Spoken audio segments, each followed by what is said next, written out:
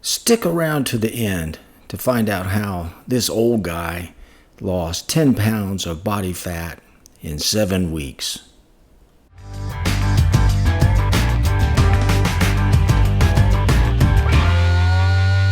Hey gang, welcome back to Mark's 60 Plus Fitness Journey. Now today what I want to do is talk about my Lose 7 Pounds of Body Fat in 7 Weeks program I've been documenting for the last 7 weeks. As I record this marks the end of the 7th week, and I did indeed lose 7 pounds. As a matter of fact, I lost 10 pounds in 7 weeks, which equates to a little bit more than 1.4 pounds per week. Hopefully, the preponderance of that being body fat. And I'm sure there was a little bit of muscle loss there, but I think most of it was body fat. So what I want to do is, I want to do a visual comparison of that 7 weeks so we can visually see the progress made, and I'll talk about that a little bit. Excuse me. Then we're going to get back together. I'm going to talk about the process, how I went about it, the process I used, some tricks and things I learned along the way that I would like to pass along to you, and my thoughts on where I'm going to go with this henceforth. So let's do the visual comparison. Then we'll come back after that for some details of how this all went down. Let's go do it. All right, let's do a little visual comparison here. On the left is me March 27th at 187 pounds. On the right is me today, May 12th, at 177 pounds. That's 10 pounds in 7 weeks. Now, I can see some obvious differences, and in particular, my oblique area, my sides, right there have definitely gotten leaner. My waist is smaller, have a little more ab definition, and in particular right there, my lower outer pecs. I've definitely melted some fat there. Still a little bit more I want to get off that area. I've always tended to accumulate fat on the lower outer pecs and my lower back. But that's a pretty solid progress in 7 weeks. I'm happy with that. I was shooting for 7, ended up with 10, and I feel pretty good. Now, as for my back, as I said, I tend to accumulate fat down here in the lower part of my back. And as you can see on the right there, even after 10 pounds, there's still some fat there I want to melt away. So a little bit more work to do there. But I feel like my upper 2/3 of the back is definitely leaned out. There's definitely a little more definition. So excellent progress. Just a little bit more to do to get rid of that lower back body fat. Okay, just a little quick snippet of my legs. I've never really accumulated too much fat on my lower body here, so there wasn't a lot of fat to lose. Just was looking for some more muscle separation. I think I'm getting that slowly but surely. But what follows here is a synopsis of this 6 weeks and this journey, and how I went about it, my thought process, how I planned it and pulled it off, and some of the thoughts and lessons learned that I'd like to pass along. So stick with me for a few more minutes here so I can pass along some of the things I've learned on this little 7-week journey. Alrighty, so there you go. That's a visual representation of 7 weeks of a 10-pound weight loss.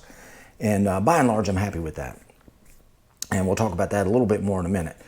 Now, what I did was I used a calorie restriction approach, a calorie restriction diet. And I know there's there's not a million.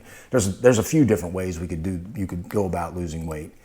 And I'm of the camp that believes that it really boils down to calories in, calories out. Not to oversimplify it, but I think that oversimplification works in the case of the normal Joe and Jane out there, like me. I'm not an elite bodybuilder. I'm not going to get way down into the weeds. I just wanted to get leaner. So that's my approach, calorie restriction. Now I'm going to be reading some notes here along the way so I don't forget anything. So basically what I did was I calculated a calorie deficit based or using a basal metabolic rate calculator I found online. Now I've gone over this before, but I will link that video up here in the corner for you and down in the description if you want to look at that, and that explains how to develop a calorie deficit. Now the calorie deficit I settled on was a 500 calorie a day deficit, which results in a 3,500 calorie a week deficit, which roughly equates to a pound a week. And I don't know if that scientifically, I think there's some dispute about that, but that's a rough calculation that I think we can use. 3,500 calories a week results in a pound of body fat, which apparently is fairly accurate, at least in my case. And the macros I was using for this was 40% of the calories came from protein, 30% came from fat, and 30% from carbs. Now, every day wasn't exactly right, excuse me again, but that's what I was looking at. 40% protein, 30% of the calories came from fat, and 30% of the calories came from carbs each day.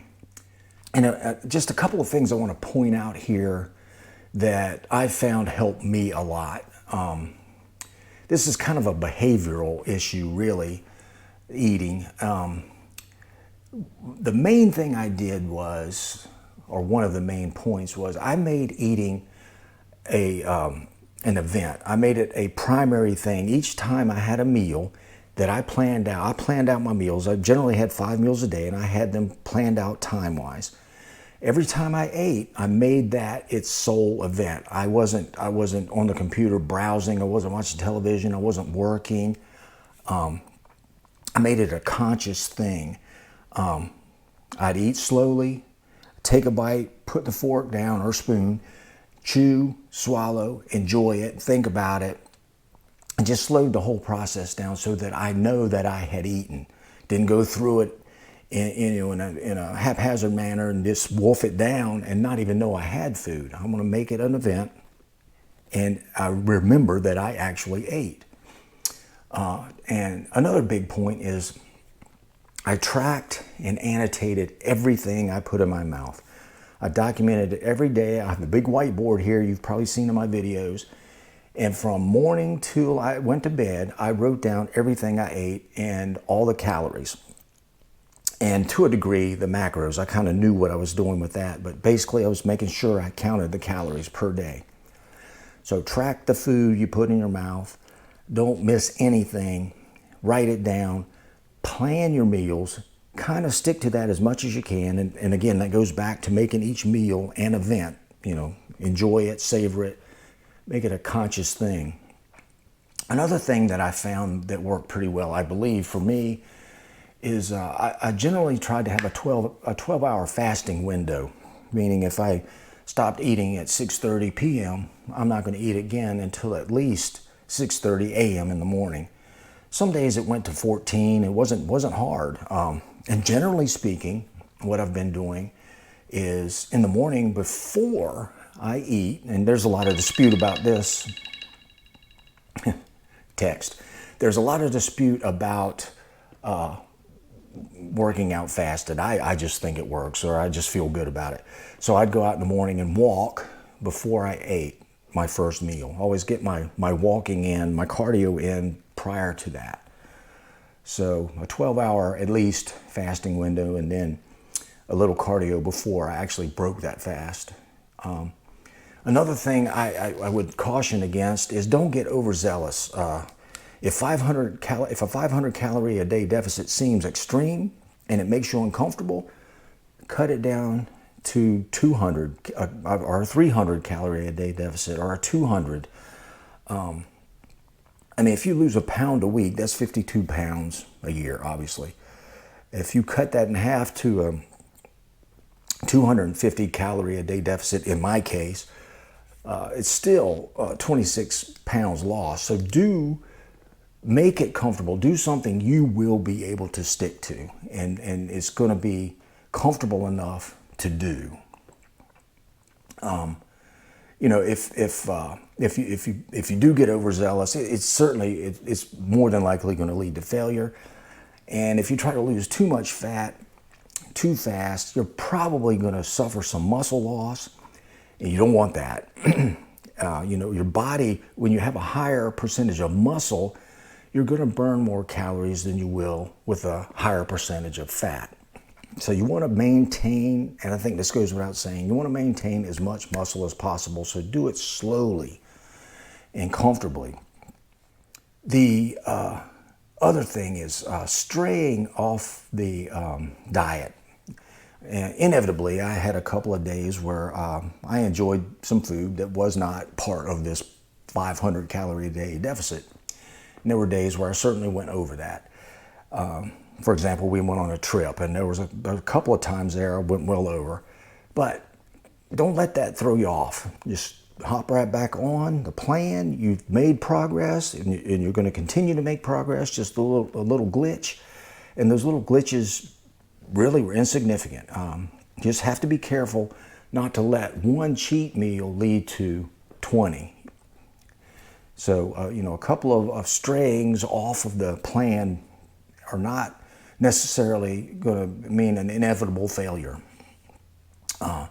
The other thing I think is important is to hold yourself accountable. And by that I mean put it out there. I mean, the way I did this was kind of out there. Let your family know, let your friends know this is what you're doing. And that may help with, say, for example, if you're going out to eat or you're going over to a friend's house to eat, they'll know what you're trying to do, and they'll be less likely to push food on you or push, you know, alcohol on you or push, you know, try to talk you out of it. Let everybody know what you're doing. Not only that will it help in that regard, it will also hold you accountable. Now, as far as what I'm going to do from this point forward, I think my goal was to go from 187 to 180. And this morning I weighed in at 177.0. Yay. I think what I want to do is get down to about 171 or 172, which is where I was about 18 months ago. And that seemed to work great. So I'm going to raise my calorie count. Right now I'm on a 2,300 calorie a day regimen. I'm going to raise that up to probably about 2,600 calories, which would be about a 200 calorie a day deficit, which is still a deficit. It'll just be a slower procession downward. Plus, it's also going to give me a better idea of how that works. You know, is that 200 calorie a day deficit, does that work well? For me, we'll see. And, you know, that's also part of this. You know, we're all individuals. We have unique metabolisms, so you have to work this. And when you start, there'll be weeks of trial and tribulation and mistakes, and you'll figure out that maybe 500 calories is perfect, or maybe it's too high, maybe it's too low. You know, just roll with it and adapt as you can. And I've learned a lot from this. I really have. I've learned a lot about me. I'm happy about it. You know, I just feel good that I was able to do this, and I'm on a roll, so I'm going to keep it going a little bit longer, but I'm not going to get crazy about it. I want to get to a stable point, like I said, maybe 171, 172, 172 pounds, and see where that lands me. I went over that kind of quickly. If you have any questions about this, please let me know. Just drop something down there in the comments, or you can even email me. Be happy to answer anything that I can without, you know, I'm not a nutritionist. I'll be happy to talk about what I did and how it worked. And so any questions, let me know. I'll try to answer them as best I can. So I'll sum this up by saying, if you really want to get leaner, it's possible. You can do it. You just got to set your mind to it, create a plan, and start with that calorie deficit calculator, that basal metabolic rate calculator. That's a good place to start. Figure out what you need to do. So anyway, there you go. I wish you all the luck. If you desire to lose some weight, it's possible. And I wish you all the luck in the world. It's doable. And end this ramble right now by saying thank you very much for hanging out with me today. And I do appreciate it. And if you would, if you're this far in, go ahead and hit that like button for me. And go ahead and hit that subscribe button too, if you would. If you want to hear more about or see more content like this, whether you agree with it or not. So that's it. That's it for today. The 7 pounds of body fat lost in 7 weeks is officially over, but it's going to continue. So more to follow. And with that, I'll say, until next time, go get 'em. Mark out.